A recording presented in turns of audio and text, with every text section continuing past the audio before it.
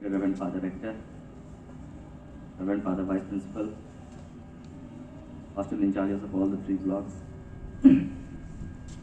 Hostel का मेरा जो सफ़र है सेंट जेवियर्स कॉलेज रांची में 2020 में शुरू हुआ, लेकिन हॉस्टल में रहने का जो असल सफ़र था मेरा 4 साल की उम्र में ही शुरू हो चुका था। मैं झारखंड के साहिबगंज ज़िले से हूँ। सेंट जेवियर्स साहिबगंज से मैंने अपनी 12th तक की शिक्षा प्राप्त करी। तो 4 साल की उम्र से ही मैं हॉस्टल में रह रहा था। तो ये जो फेयरवेल का जो माहौल है मेरे लिए काफ़ी एक जाना पहचाना था। बचपन से जब हम किसी के साथ रहते हैं, किसी के साथ जब हम 12 साल बिताते हैं, तो एक इमोशनल अटैचमेंट हो जाता है हम लोगों को। सेम चीज़ यहाँ पर भी मेरे साथ वही हुआ। 2020 में जब मैंने लॉकडाउन के बीच में जब हॉस्टल ज्वाइन किया था, मुझे नहीं पता था कि किस तरह से मैं यहाँ रहूँगा, क्योंकि मेरे उतने दोस्त भी नहीं थे यहाँ पे। लेकिन धीरे धीरे जैसे हम रहने लगे यहाँ, मैंने काफ़ी दोस्त बनाए। और सबसे पहला दोस्त जो मैंने यहाँ बनाया था वो हमारे हॉस्टल इंचार्ज फादर कैनेडी ही थे। और उन्होंने हमारा बहुत सहयोग किया, हर काम में सहयोग किया और हमें प्रोत्साहन दिया। जो चीज़ शुरू होता है एक न एक दिन ख़त्म हो जाता है। अगर आप लोग अपनी ज़िंदगी पे भी गौर करेंगे, हम सब ने बहुत कुछ अपने पीछे छोड़ आया है। किसी ने अपना पसंदीदा कॉलेज छोड़ आया है, किसी को शायद यहाँ नहीं आना था, कहीं और जाना था, लेकिन यहाँ आ गया। किसी ने अपना परिवार छोड़ आया है, घर वाले कह रहे होंगे कि रांची मत जाओ, इधर ही पढ़ लो, लेकिन हम फिर भी इधर आ गए। फादर लोगों ने भी अपना घर छोड़ कर आया। तो हमने हर किसी ने कुछ ना कुछ पीछे छोड़ कर आया है। लेकिन ये चीज़ हमें एक चीज़ मैसेज देकर जाती है कि अंत में सब कुछ जाने देना ही जिंदगी का असली मतलब है। इंग्लिश में बोलेंगे the ability to let go. आप जिस चीज़ से सबसे ज़्यादा प्यार करते हैं, आपको पता है वो दिन आएगा कि आपको वो चीज़ छोड़ के जाना पड़ सकता है। तो मेरा हॉस्टल में बहुत अच्छा अनुभव रहा, क्योंकि मैं पहले हॉस्टल में था, वहाँ पूरा डिसिप्लिन था। वहाँ पे लाइक 6 o'clock उठना था एंड मास जाना था। जब मैं यहाँ आया मुझे भी पहले ऐसा ही लगा, और मैं लाइक कभी कभार बेल बजता था संडे को, तो मैं सोचता था अरे बेल बज गया, मैं तो अभी भी सो रहा हूँ। बट धीरे धीरे जैसे मैं यहाँ आया तो ग्रेजुअली यहाँ का रूटीन से कस्टम हो गया था कि अच्छा यहाँ पर ऐसे है, ठीक है, अपने हिसाब से करो भाई, जैसा करना है। जब खाने का मन है जाओ, नहीं खाना मत खाओ, ठीक है। तो जैसे हॉस्टल में यहाँ मेरा सबसे यूनिक एक्सपीरियंस रहा। जो बड़े भाई भी थे उनके साथ भी मेरा धीरे धीरे बहुत अच्छा रिश्ता बन गया था। जो यहाँ पर एक्स्ट्रा करिकुलर एक्टिविटीज़ होते थे, जैसे आदिवासी दिवस हो गया या कर्मा का प्रोग्राम हो गया, हर चीज़ में हम सबों ने एक साथ एकजुट होकर के सब काम किया। और यही ए ब्लॉक का खासियत है मेरे हिसाब से। मेरे भैया भी यहाँ पे कॉमर्स यहीं से किए हैं, बी ब्लॉक में रहते थे। तो मैंने जब यहाँ एडमिशन लिया तो मैंने उनसे पूछा कि भैया कौन सा ब्लॉक में एडमिशन लिया जाए। तो मेरे भैया ने, मतलब डिसरिस्पेक्ट नहीं करना चाहूँ किसी ब्लॉक में, लेकिन मेरे भैया ने बोला कि कोई भी ब्लॉक जाना, लेकिन बी ब्लॉक तो मत आना, बहुत कंजस्टेड है और लाइक ठीक है, यहाँ पर लाइक इतना अच्छा मतलब एक्सपीरियंस नहीं रहेगा तुमको, रूम में बहुत कंजस्टेड आएगा। तुमको रहना है तो ए ब्लॉक में ही रहना, वहाँ पे लाइक सभी भाइयों का भी वहाँ तुम्हें सहयोग रहेगा। तो मेरा हॉस्टल में अनुभव बहुत अच्छा रहा। कभी कभार हमारे बीच में तू मैं हो जाता था, लेकिन हॉस्टल परिवार में ये होना लाजमी है। तो मैं यही कहूँगा कि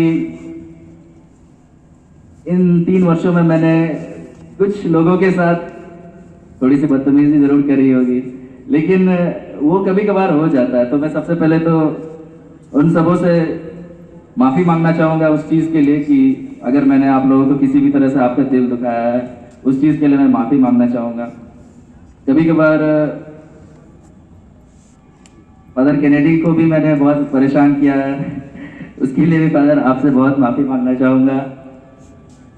लेकिन हॉस्टल का एक्सपीरियंस कुछ ऐसा ही है। कभी कभार आप गुस्से हो जाते हो, नाराज़ हो जाते हो, कभी कभार आपको फिर वही खुशी मिलती। कभी कभार हम लोग नियम को तोड़कर बाहर जाते हैं, लेकिन हॉस्टल का यही सबसे अच्छा चीज़ है कि आपको सुधरने का एक नहीं, 2 नहीं, कई मौके मिलते हैं यहाँ पर।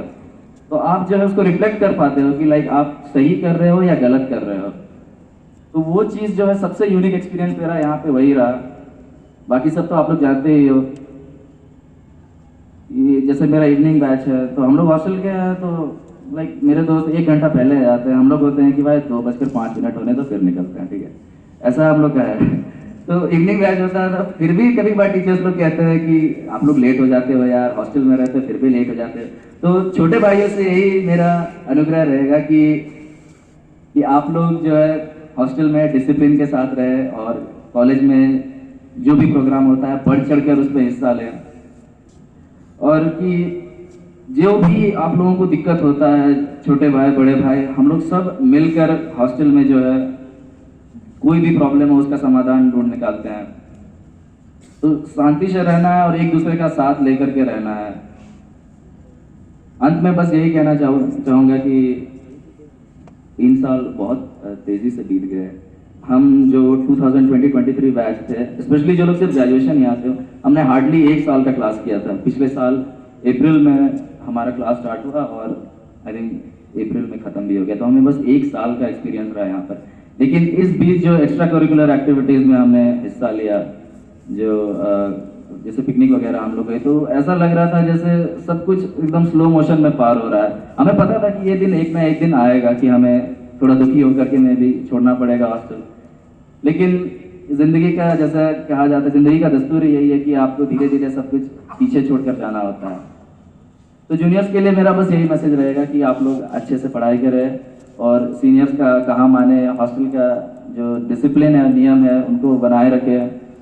और मोस्ट इम्पोर्टेंटली यहाँ रेस्पेक्ट का बात आ जाता है। हम लोग कभी कभार नाराज होकर फादर लोग पे भी गुस्सा करते हैं, तो उन चीज़ों पे थोड़ा ध्यान रखना है कि फादर लोग गुस्सा करते ज़रूर है लेकिन अगला ही दिन फिर सब कुछ ठीक हो जाता है। क्योंकि अगर ऐसा नहीं होता तो आई थिंक हमारे हॉस्टल में अभी जितना पॉपुलेशन है उसका आधा शायद निकल चुका होता। क्या फादर गलत बोल रहे हैं? तो हमें जो मौका मिलता है हमें उसका फ़ायदा उठाना चाहिए, ना कि ऐसा कहना चाहिए कि फादर लोग अरे कुछ नहीं करेगा। ये चीज़ हमारे दिमाग से हटाना चाहिए, बिकॉज ये चीज़ नहीं हटेगा तो आप ग्रांटेड में लोगे हर चीज़ को। तो मेरा बस यही कहना था कि आप लोग अच्छे से रहे।